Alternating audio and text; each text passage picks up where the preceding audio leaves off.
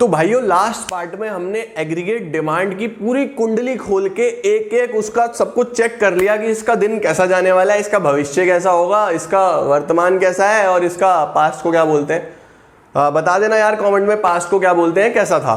तो aggregate demand सारा हो गया। आज पढ़ने वाले हैं एग्रीगेट सप्लाई के बारे में और चेक करते हैं कि एग्रीगेट सप्लाई क्या है और किस तरीके से हमारी इकोनॉमी में यूजफुल होता है। तो चलो आज का ये वीडियो शुरू करते हैं।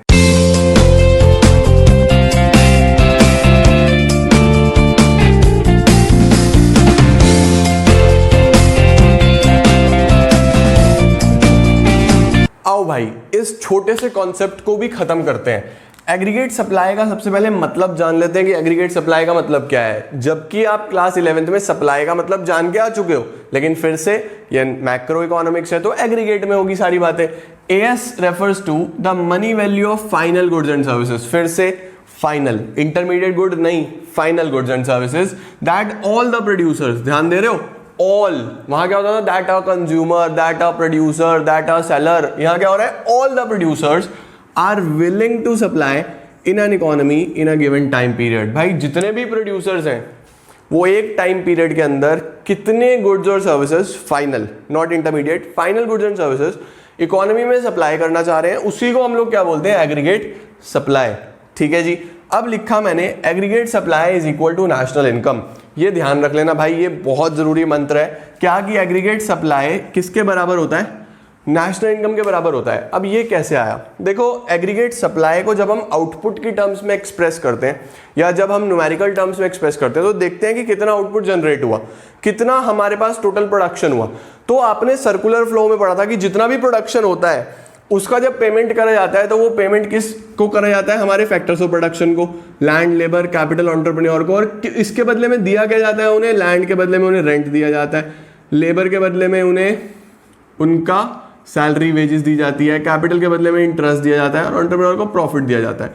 तो अल्टीमेटली जितना आउटपुट होता है उसी के बराबर का वो उनको क्या देते हैं, पेमेंट करते हैं और वही उनका इनकम भी जनरेट हो जाता है। तो अगर देखा जाए तो कहीं ना कहीं वो सर्कुलर फ्लो के हिसाब से जितना आउटपुट हुआ उतना ही इनकम भी हुआ या नहीं हुआ। तो इसीलिए कहा जाता है कि एग्रीगेट सप्लाई किसके इक्वल होता है, नेशनल इनकम के। हम इसको अभी आगे प्रूफ भी करेंगे, उसकी चिंता नहीं है। ठीक है। अब क्या क्या कंपोनेंट होंगे, जैसे मैंने एडी के कंपोनेंट बढ़ाए थे, एडी के कंपोनेंट बताओ फटाफट, जरा रिवाइज करो। एडी के 4 कंपोनेंट, आपके पास 2 सेकंड है, जल्दी जल्दी बताओ। एडी मतलब क्या, सोचो सोचो सोचो, सही हो गया, ध्यान दो।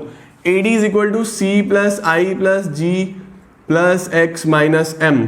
ये 4 कंपोनेंट होते थे, याद है ना, नहीं याद है तो पिछला वीडियो दोबारा देखो आज। AD is equal to C plus I plus G plus X minus M. अब जब सप्लाई की बात होती है, हमने यहां बता ही दिया कि इनकम और एग्रीगेट सप्लाई एक ही बात है। तो एक इंसान जब कमाता है, आप भी पैसा कमाओगे, तो उस पैसे का आप क्या करते हो, या तो खर्च कर लोगे और या फिर सेव कर लोगे। 2 ही ऑप्शन है, या तो आप उसको कंज्यूम कर लोगे या फिर सेव कर लोगे। तो वही होता है, एएस के 2 ही कंपोनेंट्स होते हैं, एक होता है कंजम्पशन जिसको हम सी से डिनोट करते हैं और एक होता है सेविंग्स जिसको हम एस से डिनोट करते हैं। तो आपको अगर कंपोनेंट निकले को आ जाते हैं तो y is equal to S is equal to C plus S. शॉर्ट में रिवाइज करूं, 2 सेक्टर में AD is equal to C plus I और S is equal to C plus S. लो जी, this is for your revision. हो गया revision. अब हम देख लेते हैं कि डायग्रामेटिकली कैसे प्रेजेंट करना है एएस को। एडी को भी करा था, एएस को कैसे करना है। देखो सबसे पहले इनकम, मैंने बोला था यही वाला टेबल यूज करूंगा। इनकम 0, 100, 200, 300, 400, 500, 600, इनकम हो गया। कंजम्पशन भी वही वाला, 0 लेवल पे जो कंजम्पशन होता है उसको क्या बोलते हैं भाइयों बहनों, जल्दी से याद दिलाओ। 0 लेवल पे जो कंजम्पशन होता है, दिमाग चलाओ, ऑटोनॉमस कंजम्पशन एक्सपेंडिचर। 40, 120, वही सेम टू सेम टेबल चला दी।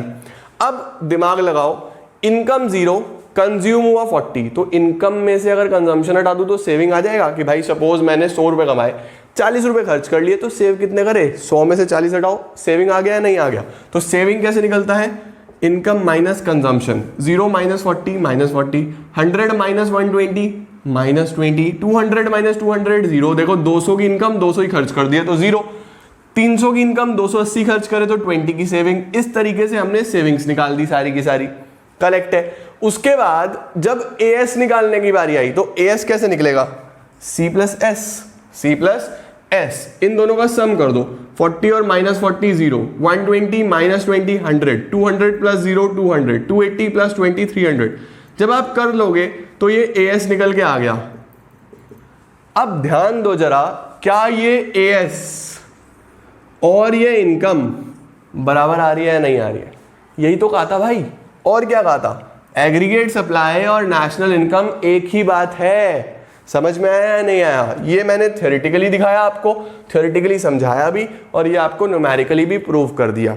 अब सर एएस दिखने में कैसा होगा? तो भाई टेंशन लेनी नहीं, सबसे आसान कर्व, कुछ नहीं करना आपको, इधर इनकम लिख दो, इधर ये आपका कंजम्पशन और सेविंग, और सीधी बिल्कुल सीधी लाइन 45 डिग्री की लाइन बना देना, या एंगल डाल देना 45 डिग्री, बात खत्म।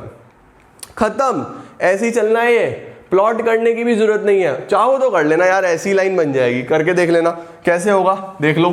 0 पे 0 तो यही है, 0 से शुरू होगा, 100 पे 100, 100 पे 100 तो यहाँ पे पॉइंट प्लॉट हो जाएगा। इस तरीके से करते जाना ये सारे पॉइंट्स प्लॉट, ये सीधी सीधी 45 डिग्री की लाइन ही आनी है।